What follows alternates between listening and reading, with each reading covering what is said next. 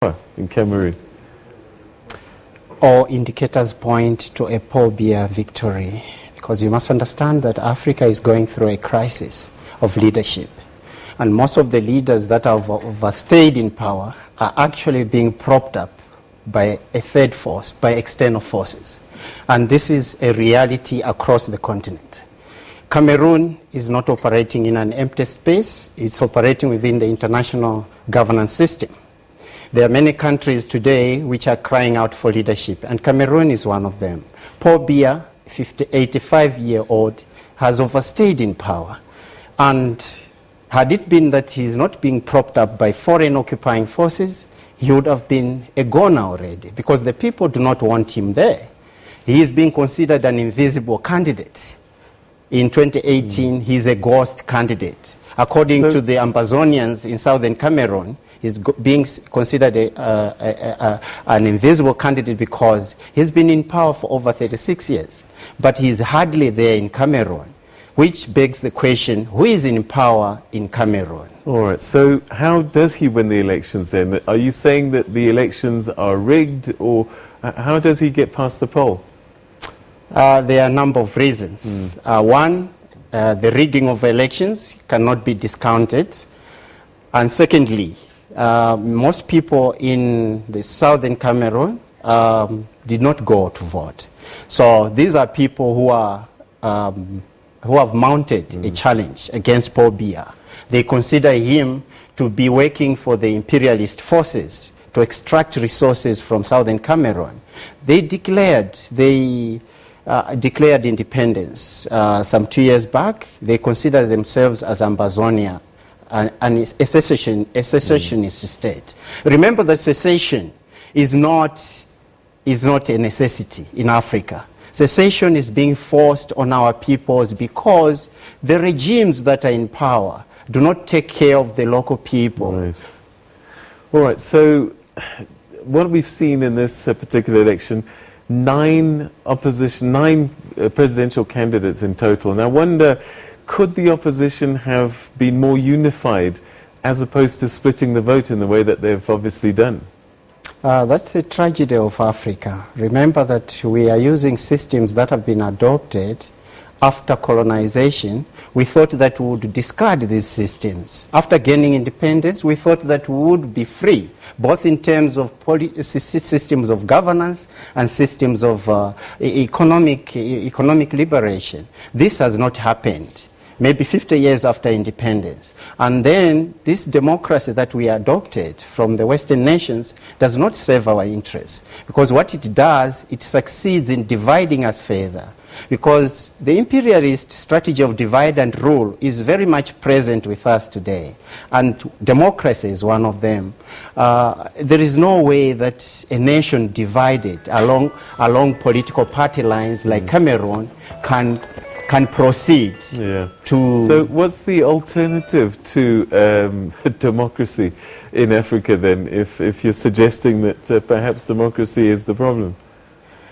Democracy, as we know it, yes, this Westminster democracy that we borrowed does not suit us.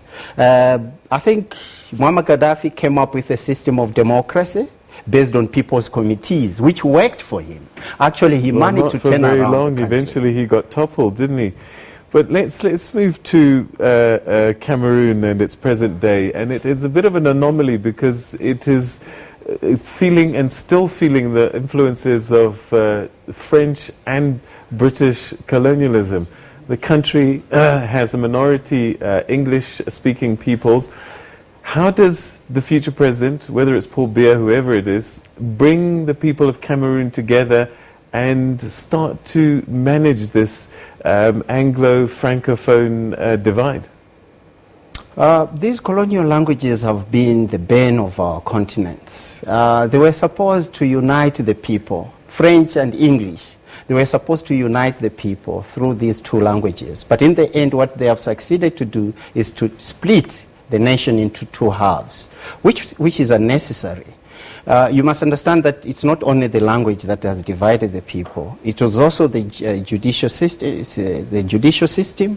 It is also the education system, which is based on the language. So what essentially we have in Cameroon is the Francophone Cameroon, which has the French system, both in legal terms and it's an education system. And it was imposing that system on its southern neighbors, the Anglophone-speaking Cameroon. And the Anglophone-speaking Cameroon were not happy with that because they found that the intellectuals and the lawyers in southern Cameroon were not being given government positions. So all the government positions were taken up by their neighbors in Francophone Cameroon. How do you fix it? African unity is the answer. As I've already said, that secession is not our future. Secession is being forced on us because the regimes are not taking us. In Cameroon? To unite the people, we need to take out these aging geriatrics in the name of the Paul Bias and the Musevenis of this world. That's the only future for Africa. We need to come up with a new generation of leaders in the traditions of Thomas Sankara, in the traditions of Patrice Lumumba's, in the traditions of Samora Machelo's. These are the generation of leaders that liberated us. But unfortunately, we lost them. We need to build a new leadership, a new cadre of leadership for Africa. And we cannot invest our future in pensioners like Paul Biya. This is the bane of our continent. And these leaders are being propped up by the CIAs of this world. We cannot continue like this as Africa because Cameroon is one nation. Despite the cultural diversity that exists among Africans in the world, there is a far greater degree of cultural unity that exists wherever you find Africans in the world. And this is especially obvious in the common African ethos that binds us together as one. Remember that our core values of Ubuntu, collectivism, and egalitarianism are fundamentally present in all the masses everywhere. All right. Unfortunately, we've run out of time. As we do, these discussions could go on for quite long, but we're going to have to leave this one for today. But Mr. Mitole, thanks very much indeed for your insights. Thank you. All right, so that was Edward Mitole, a political analyst there, saying that Cameroon needs younger leaders and that the geriatrics need to go. Paul Biya, of course, is now 85 and wants to start another 7th term as president of Cameroon, and he's likely to win by all accounts. We'll have more details on that in future programs. In the meantime, let's take a quick break and we'll have your headlines for you at the top of the hour.